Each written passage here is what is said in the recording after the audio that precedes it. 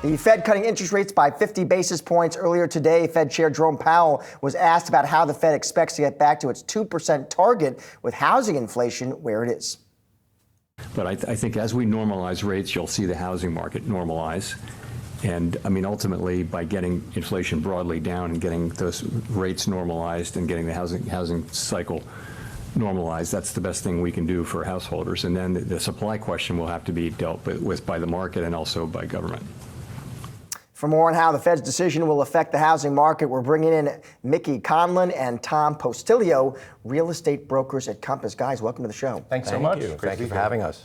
Tom, I'll start with you. So let's start with the big news today. The Fed goes big, right? I was wrong. I thought 25. Jay Powell says we're doing 50, supersized cut. Yeah. Walk me through what you see that having in terms of the impact on your market, the real estate market. Absolutely. Let me tell you what just happened. At Compass Global Headquarters, we just had a champagne reception with every New York City and Long Island. And popping the champagne we're bottles. Popping the champagne. Because for the last 3 years, it's just been a lot of headwinds. But we're so excited about this, and we've seen over the course of the last several weeks, even coming out of August, which is typically a quiet time, August was the best August for signed contracts since 2017. Wow, okay, and that's because expectations. Expectations. Yeah. We knew that this was going to happen. Most people believed it was going to be a quarter of a point. I believe we all did. We certainly did, yeah. But half a point is big news. Wow. And Mickey, I'm interested, curious now, let's look ahead a bit, right? So August, pretty good.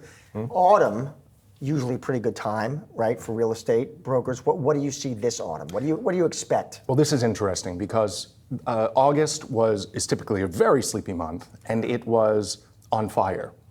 So heading into Labor Day, usually people are rubbing the sand out of their eyes and coming back from the beach. We hit the ground running. That's all in anticipation of today's announcement. But what's also an interesting factor here is that we're in an presidential election year. Usually the real estate market takes a long nap because people, regardless of who they're voting for, just want to wait and see. We've asked them in years past, what are you waiting to see? Just waiting to see.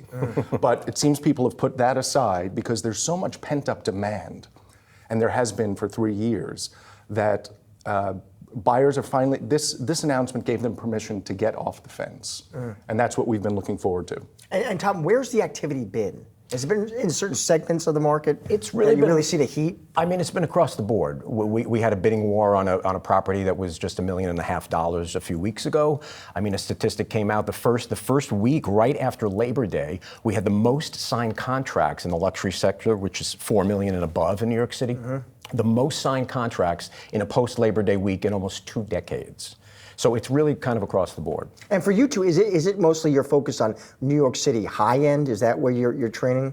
We do we love all our children the same, as my mother says. Right. We're licensed in New Jersey and South Florida and other markets. Long Island. So, we have our tentacles in, all sorts of regions and price points across the country.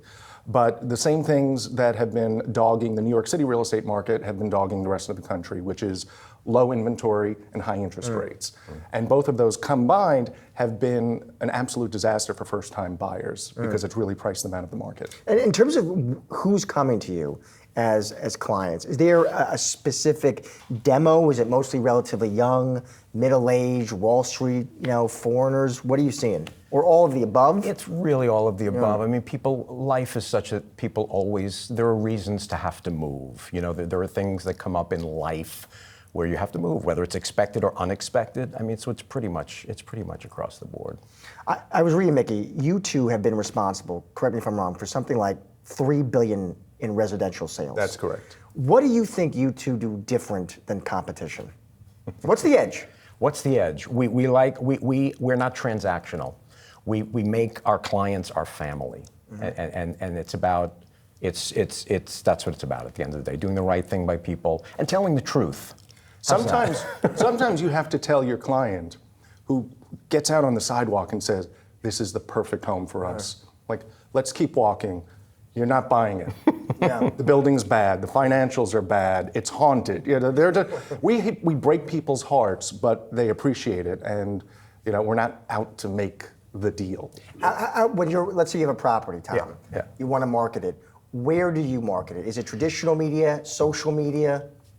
I'm sorry I keep saying the answer is everything, but Yeah, it that's really, a fine answer, Tom. It really is all of that, because our job is to cast the widest net possible. We never know who exactly the buyer is going to be. We don't know exactly what the price is going to be. We certainly know within a range, and we don't know how quickly it's going to happen, but we certainly want to make sure that our listings are in front of each and every possible person who could be a buyer for that property. Final question, Mickey. The NAR settlement, Yeah.